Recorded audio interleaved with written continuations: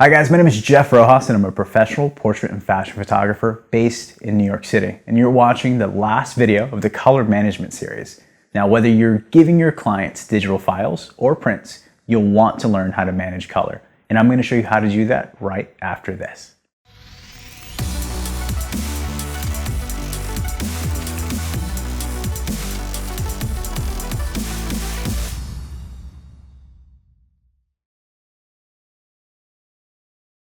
Now, throughout this series, we've discussed the importance of managing color in the studio and while editing.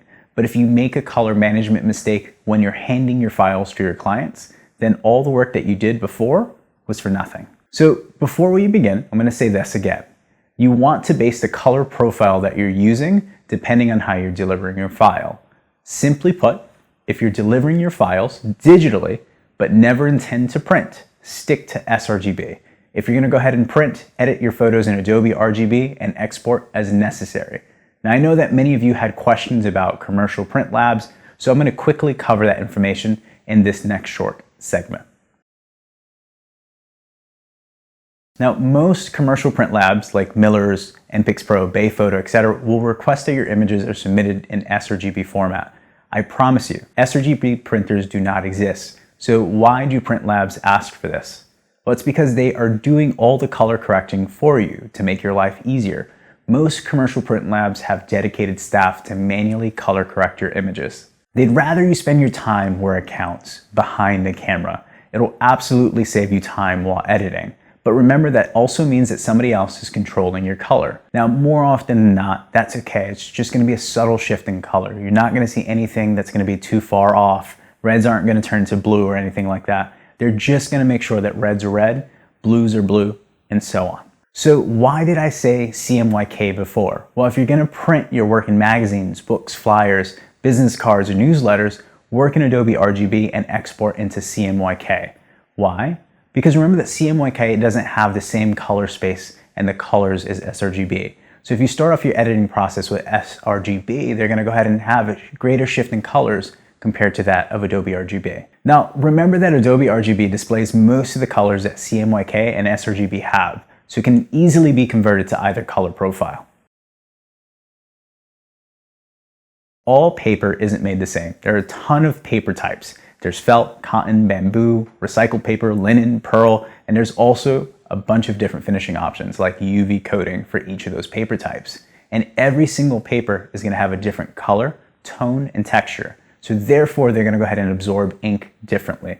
And certain paper types will make colors look completely differently than what they look like on your screen. This is why most commercial printers and desktop printers provide you with ICC profiles. An ICC profile is basically telling you the darkest tones a paper can hold, the lightest tones, and the color ranges of what's available for that specific paper type. For example, let's say you're using a really bright blue. There's many different paper types that can't display that version of blue. So programs like Lightroom will tell you what colors are unavailable for that paper that you want. Not using an ICC profile can completely be detrimental to your color management workflow. Always use the recommended ICC profile for the paper type that you're considering to make sure that your colors match up and to see the paper types that are actually available. If you're going to strictly be delivering your files in a digital format on websites like Facebook or Instagram, Pinterest, PhotoShelter, etc., stick to exporting your files in sRGB because most smartphones and tablets are all capable of displaying sRGB colors. Since a large number of people will be viewing their images from cell phones anyway, why overcomplicate things for yourself? Just make it easier. And that's color management as it applies to print and digital delivery. Now, there's a ton of information surrounding the topic of color management. We could literally spend days covering this topic, but this video was created to keep things short and sweet.